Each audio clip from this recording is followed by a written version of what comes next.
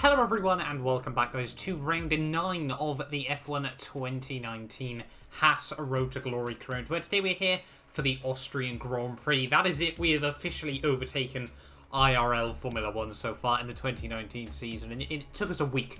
I think we can be quite happy with that one, but obviously if you guys are new around here, make sure you do get yourself subscribed for more F1 2019 action on the channel. You know, the Austrian Grand Prix this weekend, a little bit of a sad one. You know, there's obviously a sad tone to it with, sadly, the passing of the great Niki Lauda. Definitely Austria's best ever Formula 1 driver, and I will be doing a bit of a tribute to him, hopefully, over the course of this weekend as well. So yeah, make sure you are subscribed for that one. But yeah, hopefully, if you guys are new around here as well and you do want to check out the last episode, click the eye at the top right-hand side of your screens.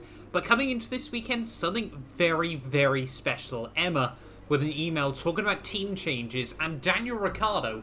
Now, I don't know whether he's retired, whether he'll return or what, but Hülkenberg has been signed to Racing Point, replacing Weber, and Weber has moved to Renault. With Ricciardo, like I said, I don't know if he's retired, I don't know whether, you know, Renault have got rid of him. He has been getting thrashed by his new teammate Devon Butler there, and sadly Weber has been a bit of a snake to me and gone to my arch rival from F2. They're now racing together over at Renault. But yeah, our first driver moves of the F1 2019 season. Really excited, you know, continue on, see what hopefully crazy things we get down the line as well. And if that isn't motivation, you know, to get to sort of season 5, season 6, I really do not know what is at this time. But yeah, moving on though, looking actually at the Austrian Grand Prix though. An interesting track for me, one that I quite like, I guess. It's decent. It should be interesting to see how we fare in the Haas card. You can see free practice, fairly simple, pretends to be shocked, nothing new in that. You can see we picked up like 200 R&D points like always.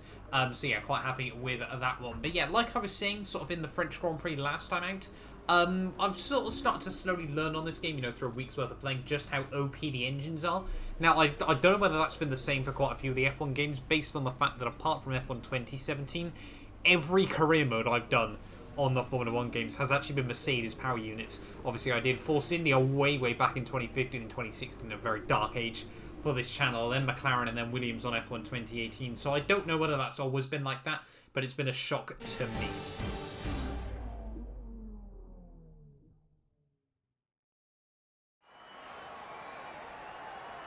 Thank you for joining us once again for today's qualifying session. Sit back, relax, and enjoy what we hope will be a fantastic contest for pole position.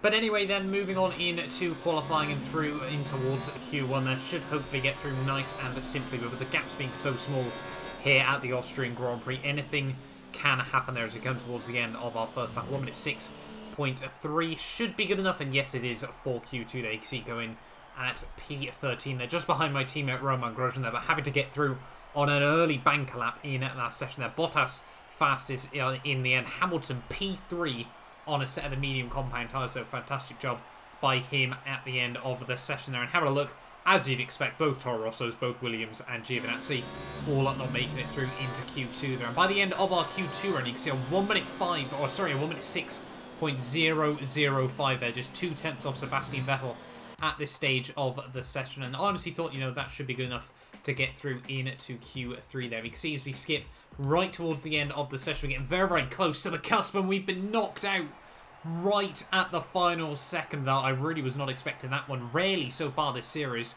have we seen the AI improve on their final laps there, and that is a little bit gutting to come down in P11 in the end, just 3/300ths of a second off, making it into Q3 even, sorry, I should say, for the Austrian Grand Prix. And Hülkenberg, the new man back in Formula 1, was the one that managed to get through into Q3 there, just in front of myself with Racing Point. So a little bit gutted with that, but P11, once again, like we've said a couple of times this season, can spur on good things. Let's move on then into the Austrian Grand Prix.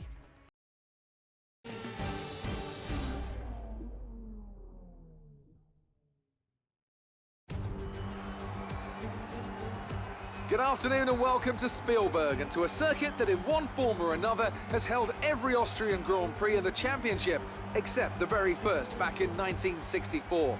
It was at this race that John Watson lost a bet and his beard when he took Team Penske's only F1 victory in 1976.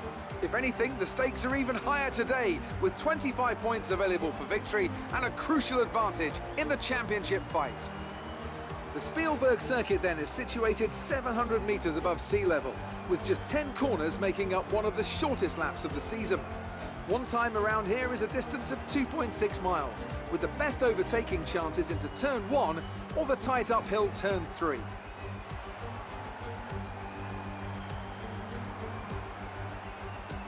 Before we begin, let's take a quick look at the grid lineup for today's race. Lewis Hamilton lines up on pole position, and starting alongside in P2 is Sebastian Vettel. Looking at the rest of today's grid, we have Leclerc, Verstappen, Valtteri Bottas, and Faber, Gasly, Hülkenberg, Butler, and Sergio Perez. Mr. Monaco, Grosjean, Kimi Raikkonen, and Sainz. Norris, Albon, Antonio Giovinazzi, and Daniel Kvyat. Russell and Robert Kubica takes the last spot on the grid. Now it's almost time to lights out, so let's go down to the track.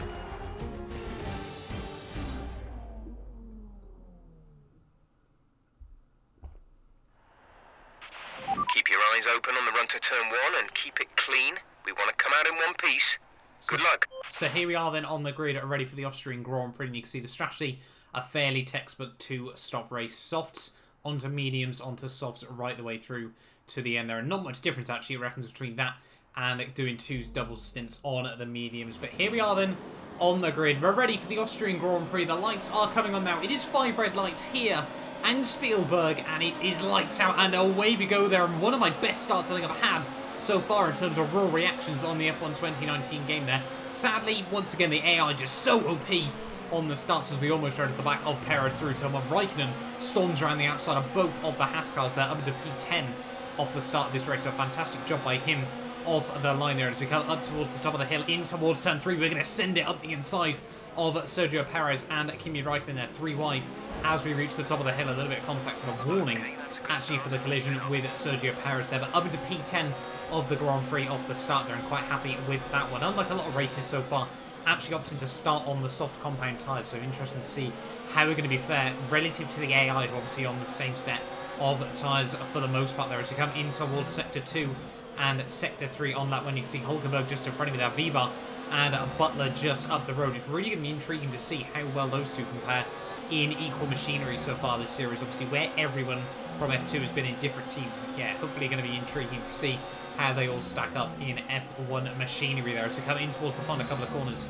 to finish off lap 1 there and trying to apply the pressure to Nico Hülkenberg here. But it'd be a very, very weird opening few laps to this Grand Prix. It takes a little bit of time to really get the car sort of wound up, getting them going, everything like that. We were struggling a tiny bit with engine temps as well, and it would take us all the way to lap 5 before we were really able to go for any sort of threat on the guys just in front of me here. You can see Butler now had dropped down to P9 after Hülkenberg had been able to get a fairly sort of simple move on him towards the end of one of the DRS straights here. But now, lap 6 of this Grand Prix, we're already a sixth of the way through, and you can see we're now in the slipstream. DRS, everything on Devon Butler there. He goes defensive up towards the top of the hill. It's one of the first times we've probably had a wheel-to-wheel battle with him after 1 year after our critical crash at the Austrian Grand Prix there. And this time round, hooking up around the outside, we almost run him off the road on the exit of the corner there. We'll try to avoid contact 2 years running here at today's Grand Prix, but no promises from myself. If he's going to get in my way, then I'm certainly going to try and stand on my ground. 1 lap later now, and Nico Hülkenberg back in the Racing Point Force India there.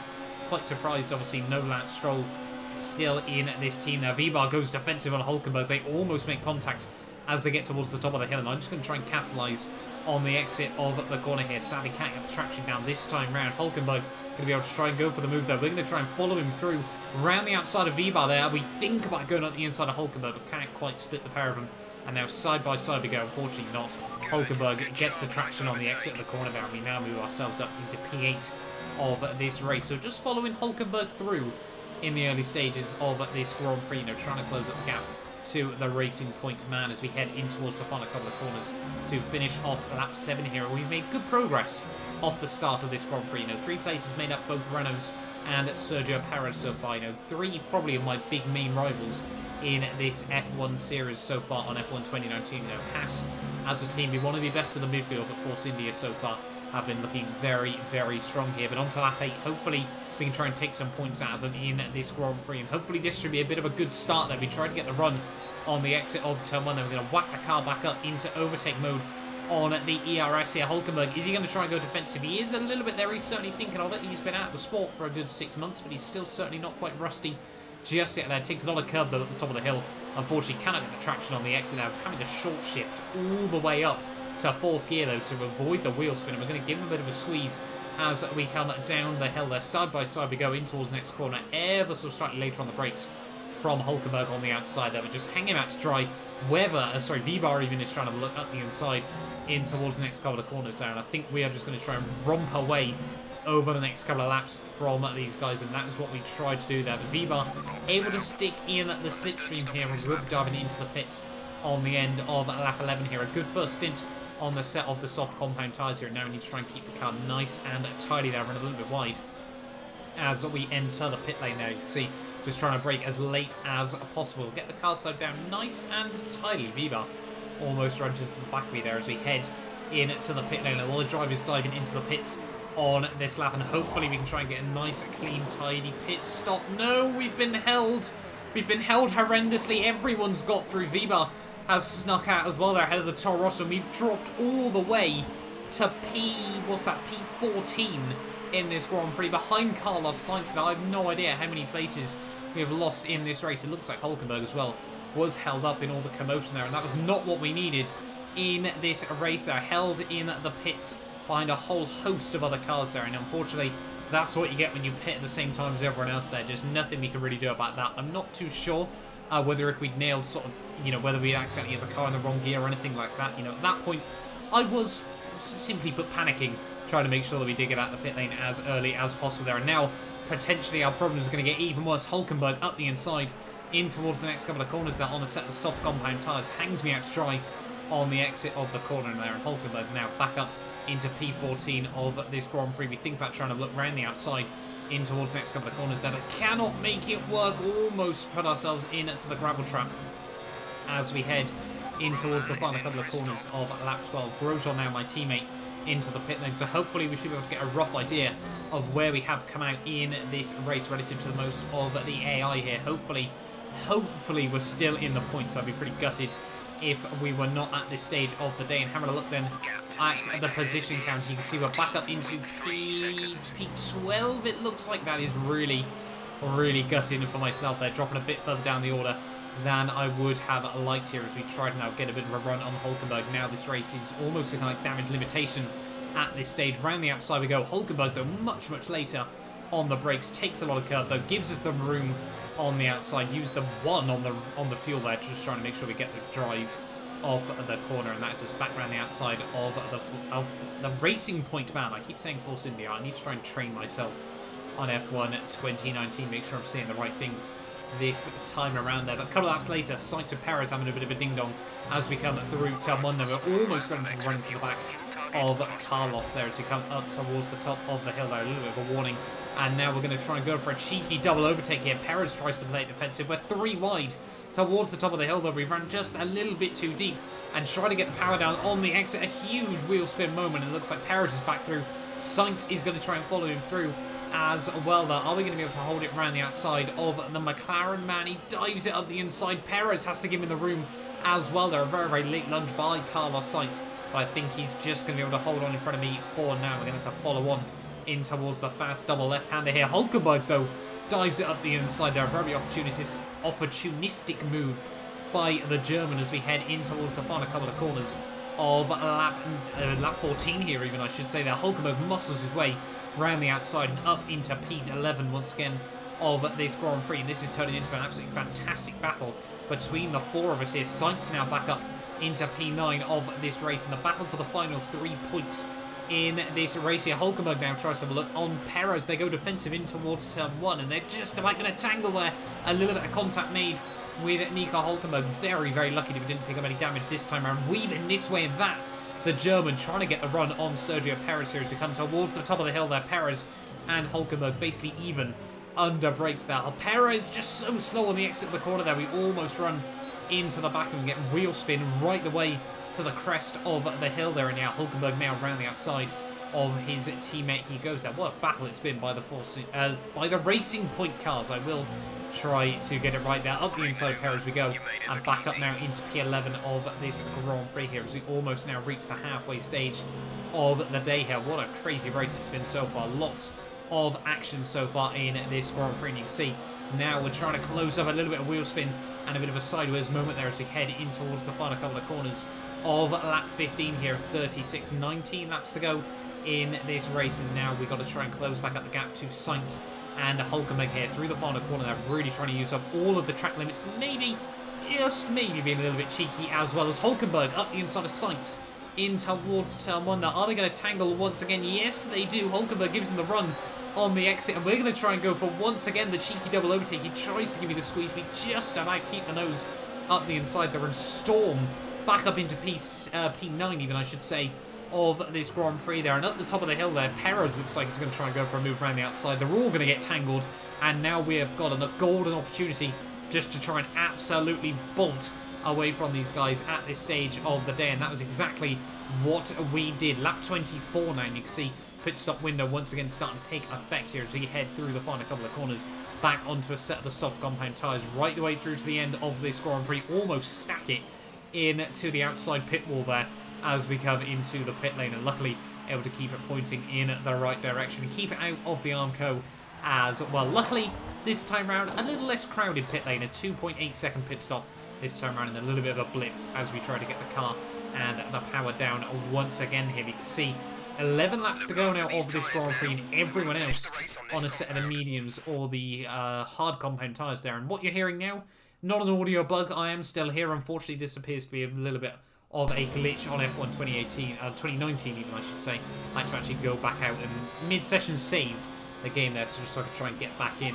A couple of laps later though, we got Butler and Vibard both having a bit of a ding-dong as we head in towards turn 1 here. Are we going to be able to close up much time on the pair of here? You know, this is an old classic F2 rivalry between now two Renault teammates here in Formula 1, and I'm sure this will be a rivalry we'll talk for many years down the line if we ever end up in a title, a title fight position with the pair of them here. Towards the top of the hill though, and just look how much time we've gained over V-Bar here as we get towards the top of the hill, down the other side in towards turn 4. He tries to go defensive on that set of the hard compound tyres there, but nothing really is going to be able to do. Swoop around the outside and up into P8 of this Grand Prix there. A little bit of a botch strategy by the Renault man, and now we're trying to close up to the back of Butler as well as we head in towards the final couple of corners of this lap here. 10 laps to go now of this Grand Prix. We seem to be quite nestled up into the points. We've still got Viva and I think it's Sergio Perez are just very, very close still, just behind here. But yeah,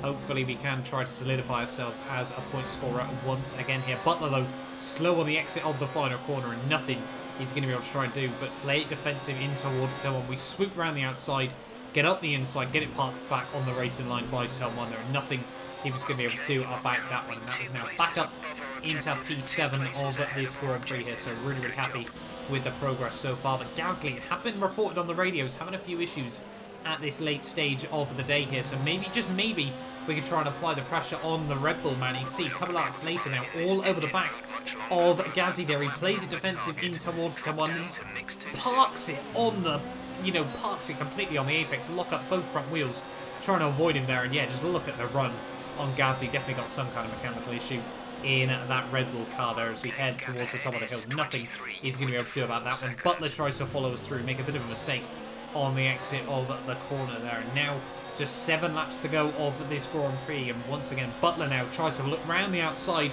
What's he going to be able to do this time around? Very, very even on the brakes. We just hang it up the inside, hang him out on the exit of the corner there, and that was us holding on to P6 at this stage of the day. But it'd be a very, very strange final few laps of this Grand Prix. Butler would drop back, and as the tyres really start to go off as we head in towards this final lap, he just reel us back in here, and with 1 lap to go, Butler was looking hungry once again. Perhaps, just maybe, we get a bit of a revamp of the contact we made last season in F2 up towards turn 1. We got 1 lap to try and defend this there, and you can see just losing the back end off the curbs there on the exit of the corner there. Butler runs into the back of me though as we come up towards the top of the hill. That's going to completely ruin his chance of getting a move up the inside as we head towards turn 3 there, trying to get the car slowed down nice and tidy there. And on the exit, short shifting all the way up to 5th gear there, and still getting a huge snap of oversteer. Amazed how I kept that pointed in the right direction there. Somehow, yeah, car not in the wall just there, and I cannot believe wheel spinning 5th gear there. This car is an absolute monster. Once again getting a tank slap on the exit of the corner there, and look at this deja vu from 2018. We make a bit of contact there. Butler up the inside he goes. We swing it right back around the outside door. I don't think he was expecting us to go for that one. Slam the door shut in towards the final few corners of this Grand Prix. Part the car on the apex here. Is he going to be able to get any sort of run in towards the final couple of corners? I don't think he is. And as we come through, trying to keep it nice and tidy, once again a huge oversteer moment. Through the final corner we go, and it's going to be P6 at the end of the Austrian Grand Prix there. 8 valuable points, and what a finish to that race. I honestly thought that could have been both of us in the wall, just like in 2018 there. But we held it clean, and we held on in the end.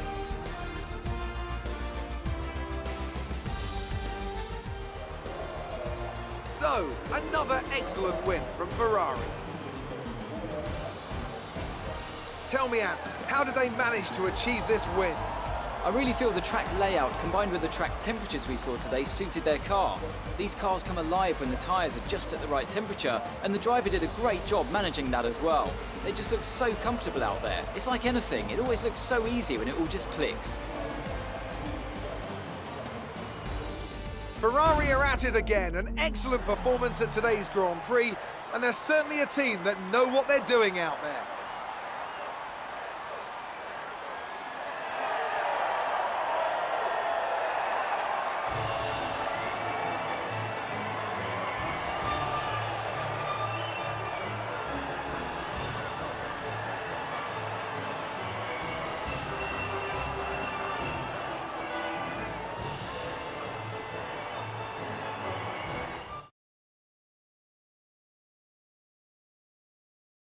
So then, it's time to see how this result affects the Drivers' Championship. Despite the best efforts of our championship leader, that lead has taken a bit of a knock today. Let's focus on the driver of the day.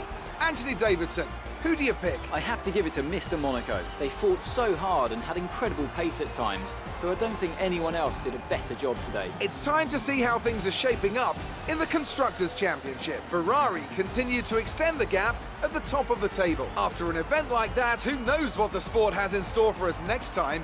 Be sure to join us again as we continue to bring you the latest excitement in Formula One.